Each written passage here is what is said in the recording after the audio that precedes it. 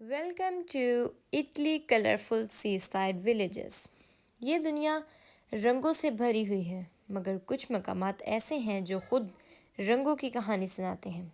خوشبو سمندر کے ساتھ تاریخ کی چاشنی اور قدرت کے حسین مناظر۔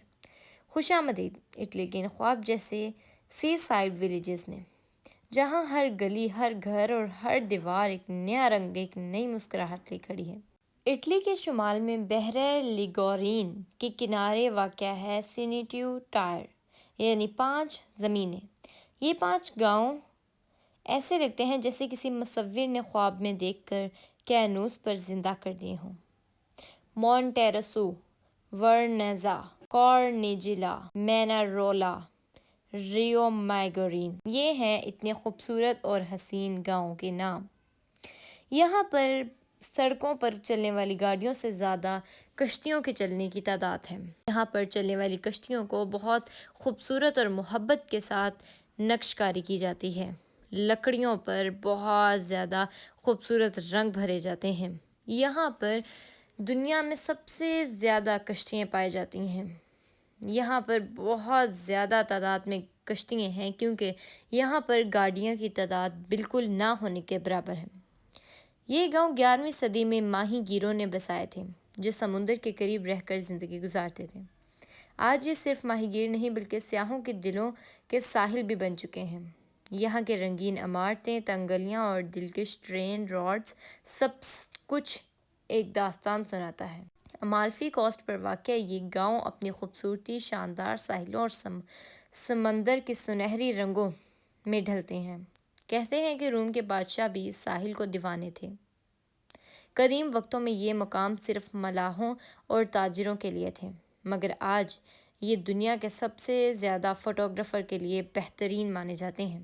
وہاں پر رہنے والے لوگ ہر اتوار، ہر ہالیڈے کو بیچ کے کنارے اکٹھے ہوتے ہیں اور اپنا بیچ ڈے سیلیبریٹ کرتے ہیں۔ وہ دھوپ میں بیٹھتے ہیں اور ایک دوسرے سے خوشیوں بھری باتیں کرتے ہیں۔ یہ آج تک پچھلے کئی سالوں سے چلتا آ رہا ہے۔ نئے رنگ کا یہاں پینٹ کی کیا جاتا عمارتوں ہے کو تاکہ ہر ایک گھر گھر دوسرے کو گھر سے مختلف نظر آئے اور یہ ولیج پوری دنیا بھر میں مشہور ہو، جیسا کہ وہ ہمیشہ سے چلتا آ رہا ہے اپنے رنگوں کی وجہ سے۔ یہاں کے رہنے والے رہائش پذیر لوگوں نے اپنی اپنی پرائیویٹ کشتیاں لی ہوئی ہیں۔ اور اب چلتے ہیں وینس کے قریب ایک جادوئی جزیرے کی طرف، برونا۔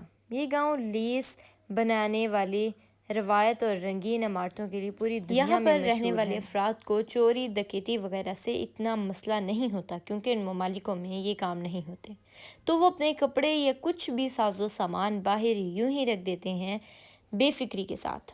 یہاں کے بازار اور گلیاں، چھوٹی چھوٹی گلیاں اتنی خوبصورت لگتی ہیں کہ دیکھنے والا ان کو دیکھ کر دنگ رہ جاتا ہے۔ ان ولیجز کا سب سے زیادہ حسین اور خوبصورت لمحہ ہوتا ہے رات کا وقت، جب یہ شہر روشنیوں سے بھرا ہوا ہوتا ہے۔ اس شہر میں کالا اور سفید رنگ بہت کم استعمال ہوتا ہے، جبکہ بہت زیادہ مختلف اور خوبصورت رنگ پائے جاتے ہیں۔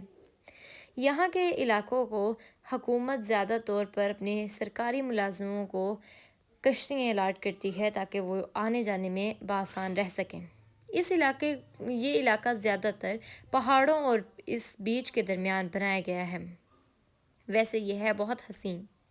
یہ علاقے کی زمین ہمارے ملکوں کی طرح یا یورپین کنٹریز یا اسلامک ممالک کی طرح کی زمین نہیں ہے، بلکہ یہ کچے مٹی کی طرح کی زمین ہے جو کہ زیادہ پائیدار نہیں ہے۔ اور کچھ ماہرین کا تو کہنا ہے کہ جیسے یہ ایک چھوٹا سا ولیج اٹلی میں ایک گمنام ملک کی طرح ظاہر ہوا، اسی طرح شاید ایک دن یہ گمنام ہو کر ختم بھی ہو جائے گا۔ یعنی جتنا یہ پانی کے کنارے پر ہے تو کبھی بھی کچھ بھی ہو سکتا ہے۔